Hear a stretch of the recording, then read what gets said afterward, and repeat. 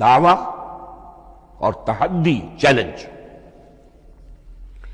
جبکہ کوئی خرق عادت کوئی شے پیدا ہو جائے، خرق عادت اسے کہتے ہیں کہ فزیکل لا ایک ہے، پانی، واٹر کیپس اٹس سرفیس، حضرت موسیٰ کا عصا اس پر لگا اور سمندر پھٹ گیا، خرق عادت ہے، یعنی جو عادی قانون ہے، عام طور پر جو قوانین طبعیہ ہیں ان کا پھٹ جانا، ختم ہو جانا، ٹوٹ جانا، اور کسی حقیقت کا اس میں سے ظاہر ہو جانا جو ان فزیکل لاز کے خلاف ہو۔